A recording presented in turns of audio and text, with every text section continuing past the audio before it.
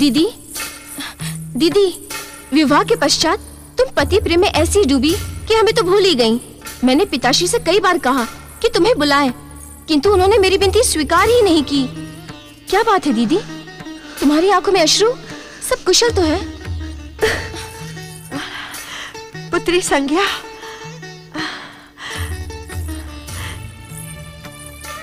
कैसी हो पुत्री? विवाह बेला के पश्चात तुम्हें आज देख रही हूं। क्या तुम अकेली आई हो? मेरे तेजस्वी दामाद सूर्यदेव कहाँ हैं? माता, मैंने सूर्यलोक का सदा सदा के लिए त्याग कर दिया है। संज्ञा,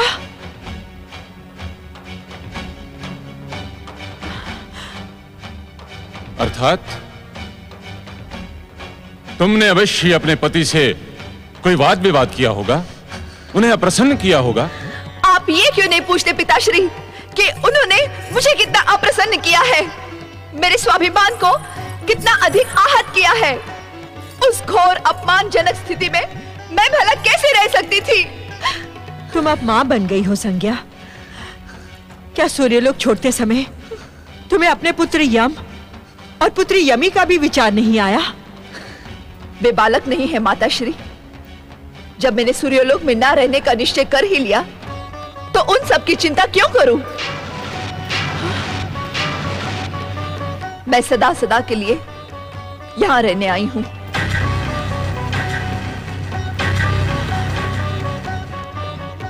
नहीं संज्ञा, पति का घर त्यागने वाली नारी के लिए पिता के घर में भी स्थान नहीं होता। तुम्हारे लिए यहां भी कोई स्थान नहीं है। सूर्यदेव की अनुमति के बिना हम तुम्हें यहां कदापि नहीं रख सकते।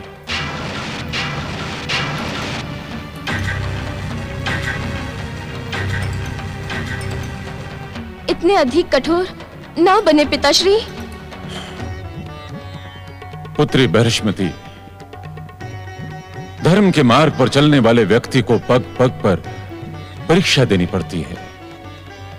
मैं पुत्री के मोह में धर्म के मार्ग को छोड़ नहीं सकता। किंतु धर्म का मार्ग? हाँ पुत्री, धार्मिक व्यवस्था के अनुसार विवाह के पश्चात कन्या का सुख संसार उसके पति का घर ही होता है।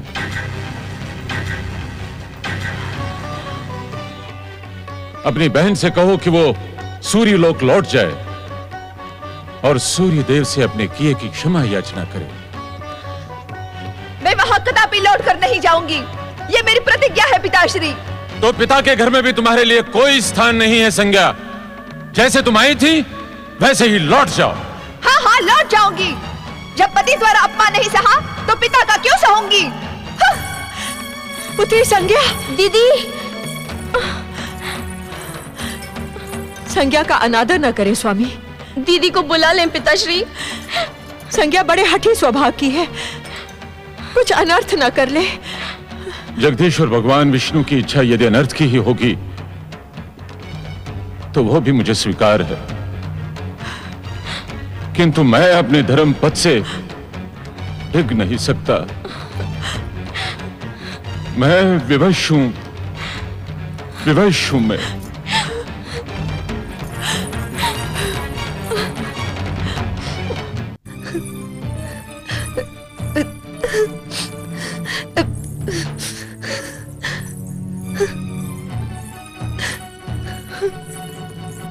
नारायण नारायण नारायण नारायण नारायण नारायण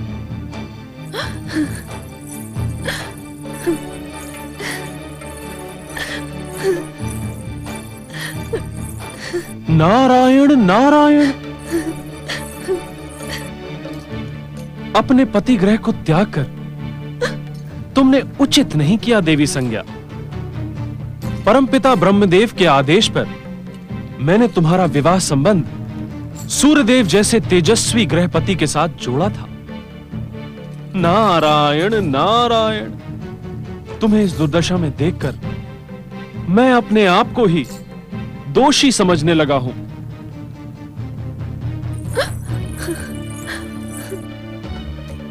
नारायण नारायण।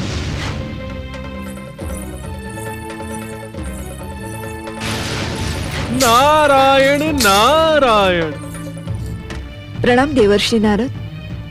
मैं तो तुम्हें तुम्हारे महान पति सूर्यदेव से पुनर्मिलन का ही आशीर्वाद दूंगा देवी संज्ञा। मेरे कल्याण, मेरे मंगल का आशीर्वाद आप क्यों नहीं देते देवर्षि? नारायण नारायण। क्योंकि पति से दूर रहकर किसी भी नारी का मंगल और कल्याण हो ही नहीं सकता। विवाह के पश्चात नारी का स्वर्ग उसके पति का घर ही है। क्षमा देवर्षि क्षमा।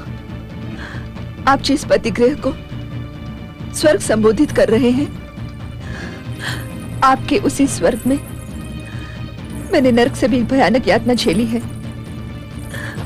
आप मुझे ऐसा आशीर्वाद ना दे जो पुनः मेरी यातना का कारण बने। देवी संज्ञा, उस यातना को झेलने का उत्तरदायित्व भी तुम्हारा है। देवर्षि, तुमने सूर्यदेव के ताप और तेज के विषय में अकारण ही एक भ्रम अपने मन में पाल रखा है। क्या विवाह के पश्चात इतने वर्षों में एक बार भी सूर्यदेव ने अपने ताप से तुम्हें दग्ध किया? अपनी तेजस्विता और ताप का उल्लेख करके सूर्यदेव ने मेरी उपेक्षा तो की, प्रतिदिन मेरे स्वाभिमान को आहत तो किया। तेजस्विता और ताप का उल्लेख करने के लिए तुमने ही सूर्यदेव को बाध्य किया। ये असत्य है देवर्षि नारद।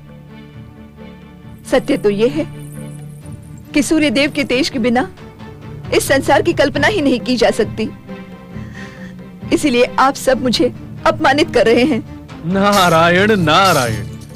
ये भी तुम्हारा भ्रम है देवी संज्ञा। तुम सूर्यदेव से इस संसार की कल्पना की बात कर रही हो। तनिक सोचो, सूर्यदेव को भी अपनी तेजस्विता और ऊर्जा प्राप्त कहां से होती है? अर्थात एक नहीं, करोड़ों करोड़ सूर्यों के तेज से भी अधिक तेजस्वी जगदीश्वर भगवान श्री विष्णु से। नारायण नारायण। उचित तो यही होगा देवी संज्ञा कि तुम पुनः अपने पति सूर्यदेव की शरण में लौट जाओ। कदापि नहीं देवर्षि, कदापि नहीं। मैं सूर्यलोक कभी नहीं लौटूंगी। यदि लौटना ही था तो मैं वहां से निकलती क्यों? नारायण नारायण। तो क्या पति और पिता के आश्रम से वंचित रहकर तुम सदा इसी प्रकार भटकती रहोगी? तुम भले ही सूर्यलोक से निकल आई हो, परंतु तुम सूर्यदेव की पत्नी और यमयमी की माता हो। घटनाओं से परिचय नहीं बदलता देवी संज्ञा। अपने हट को त्याग कर संसार को प्रकाशित करने वाले अपने महान पति की प्रतिष्ठा का ध्यान तो रखो। नारायण नारायण। गृहपति सूर्यदेव की धर्मपत्नी इस प्रकार पृथ्वीलोक पर निरुद्देश्य भटकती रहे, ये सर्वथा अनुचित है। तो फिर आप ही बताइए देवर्षि कि मैं क्या करूं? संकट की इस घड़ी में अब आप ही मेरा मार्गदर्शन करें। स्मरण करो देवी संज्ञा कि तुम्हारे विवाह के शुभ अवसर पर स्वयं ब्रह्मा विष्णु महेश ने उपस्थित होकर तुम दोनों को सुख, शांति, संतुष्टि और कल्याण का आशीर्वाद दिया था। वो मेरे जीवन का अविस्मरणीय दिन था देवर्षि। तो वो आशीर्वाद मिथ्या नहीं हो सकता देवी संज्ञा। तुम अपने पति सूर्यदेव के इष्ट देव जगदीश्वर भगवान श्री विष्णु के नाम का जाप करते हुए तपस्या करो। जय श्री हरि। जय श्री हरि के नाम के निरंतर जाप से तुम्हारी हर दुविधा का अंत होगा। तुम्हें कष्टों से मुक्ति प्राप्त होगी। जय श्री हरि। तुम्हारा कल्याण हो देवी संज्ञा। नारायण नारायण। हाँ, मैं जाप करूंगी। जय श्री हरि।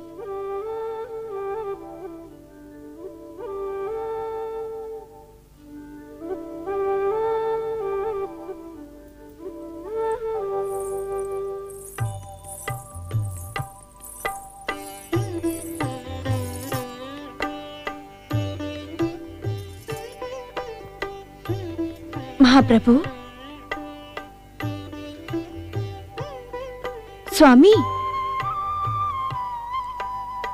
महाप्रभु, सारा संसार जानता है कि योग निद्रा में मग्न रहते हुए भी आप संसार की हर एक गतिविधि पर ध्यान रखते हुए सृष्टि पालन का कार्य करते हैं। स्वामी, मेरे मन में उठते हुए प्रश्नों से आप अवश्य परिचित होंगे। कृपया उत्तर दें प्रभु कि आपके परम भक्त सूर्यदेव इतने अधिक निष्ठुर कैसे हो गए। सूर्यदेव ने देवी संज्ञा की भावनाओं को समझने का प्रयत्न क्यों नहीं किया? मेरे प्रश्न का उत्तर दें स्वामी। मेरी जिज्ञासा का शमन करें स्वामी। क्या आप अपने परम भक्त सूर्यदेव के विरुद्ध कुछ भी कहने के इच्छुक नहीं? सूर्यदेव तो हमारे परम भक्त हैं, ये अटल सत्य है देवी लक्ष्मी। किंतु इस कारण हम उनके विरुद्ध कुछ कहने के इच्छुक नहीं। ये असत्य है। हम अपने भक्तों की धार्मिक निष्ठा तथा आचरण की परीक्षा अधिक कठोरता से लेते हैं कि वे कहीं हमारी भक्ति का दिखावा तो नहीं कर रहे। तो क्या आप सूर्यदेव को उनकी निष्ठुरता के लिए प्रताड़ित करेंगे? नहीं देवी लक्ष्मी, देवी संज्ञा के प्रति सूर्यदेव के व्यवहार में हमें निष्ठुरता नहीं दिखाई पड़ती।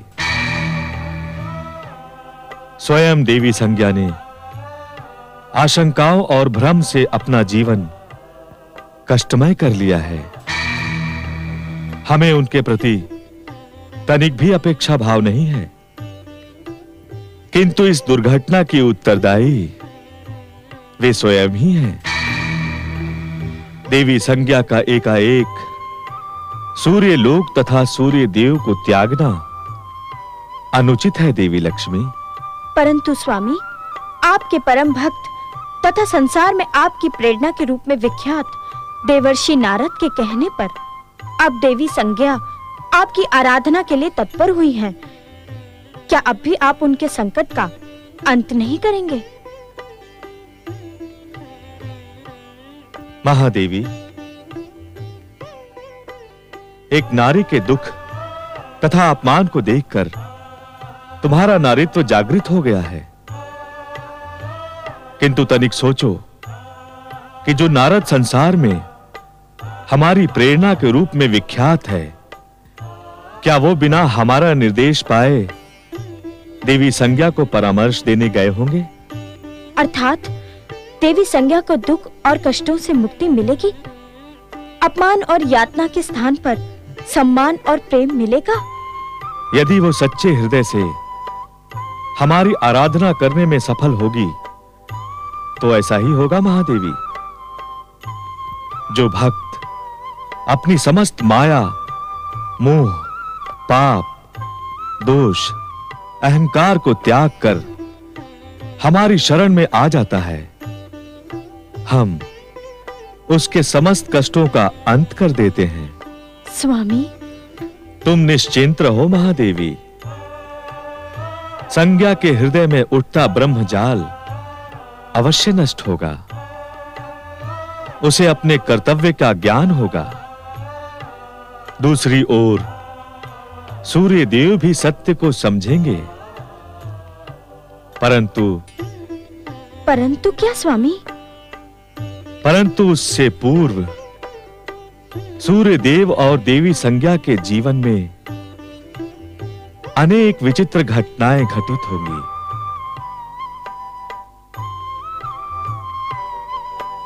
जय श्री हरि, जय श्री हरि, जय श्री हरि, जय श्री हरि, जय श्री हरि, जय श्री हरि, जय श्री हरि, जय श्री हरि, जय श्री हरि, जय श्री हरि, जय श्री हरि, जय श्री हरि, जय श्री हरि, जय श्री हरि।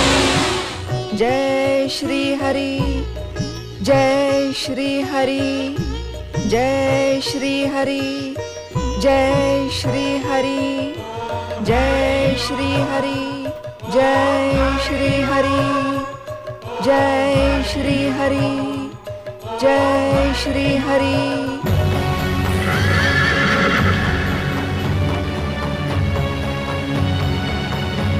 जय श्री हरि, जय श्री हरि, जय श्री हरि, जय श्री हरि, जय श्री हरि, जय श्री हरि, जय श्री हरि, जय श्री हरि। संज्ञा की प्रार्थना सुने स्वामी, जय श्री हरि, उसे कष्ट मुक्ति का वरदान दे जगदीश्वर। जय श्री हरि, हाँ महादेवी, श्री हरि, अब वो समय आ गया है। जय श्री हरि, जय श्री हरि, जय श्री हरि, जय श्री हरि, जय श्री हरि, जय श्री हरि, जय श्री हरि, जय श्री हरि, जय श्री हरि, जय देवी संज्ञा, श्री हरि, जय तुम्हारा नारायण व्रत पूर्ण हुआ। श्री हरि, हम प्रसन्न हैं। जय श्री हरि, आंखें खोलो देवी संज्ञा, जय आंखें खोलो।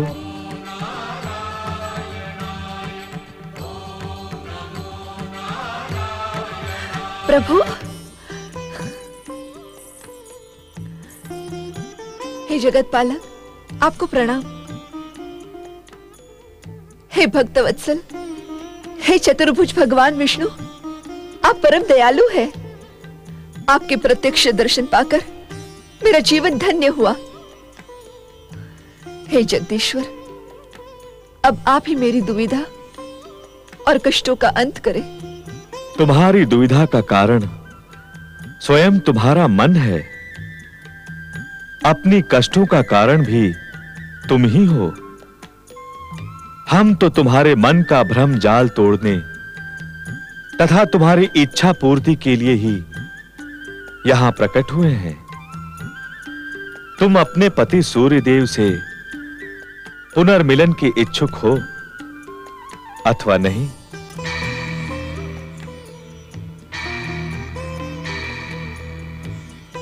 सूर्यदेव के प्रति तुम्हारे मन में समाये भय से हम अपरिचित नहीं है संज्ञा।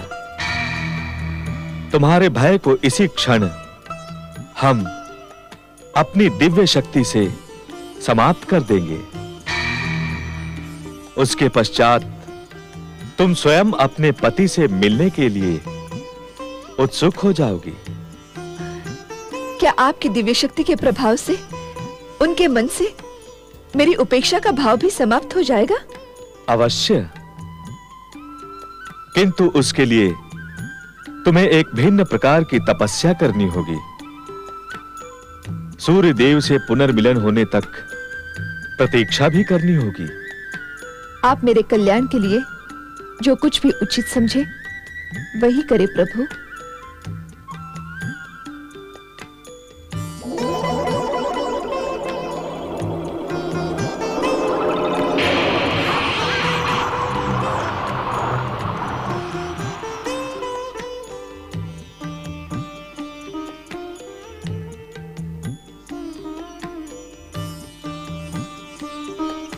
ओम हरिओम।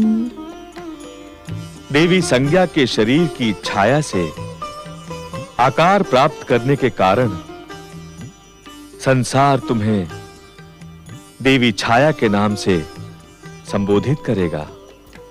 मेरे लिए क्या आज्ञा है जगदीश्वर? आप सूर्यलोक पहुंचकर सूर्य देव को संतुष्ट करें देवी छाया। जो आज्ञा प्रभु।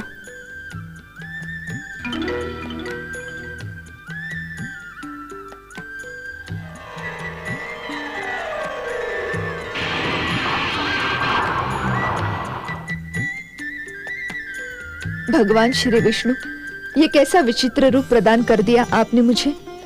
क्या ये मेरे पापों का दंड है? क्या अब मुझे जीवन पर्यंत इसी अश्विनी के स्वरूप में रहना पड़ेगा? क्या मेरे नारायण व्रत का यही फल मिलना था मुझे? अपने ही भ्रम जाल में उलझकर तुमने अहंकार अवश्य किया था, किंतु कोई पाप नहीं किया। तुम्हारा ये स्वरूप तुम्हारे और सूर्य देव के पुनर्मिलन के लिए हमारी लीला मात्र है। किंतु कब तक प्रभु? तुम्हारी प्रतिरूप छाया के लौटने पर तुम अपना पूर्व व्रत रूप पुनः धारण करोगी, और तब सूर्य देव भी तुम्हें सहर्ष स्वीकार करेंगे। तुम्हारा हृदय भी उनके प्रति पूर्ण समर्पित होगा। जो आज्ञा प्रभु। किंतु जब तक वो अवसर ना आए, तुम निरंतर ओम आदित्याय नमः मंत्र का जाप करती रहो। तुम्हारा कल्याण हो।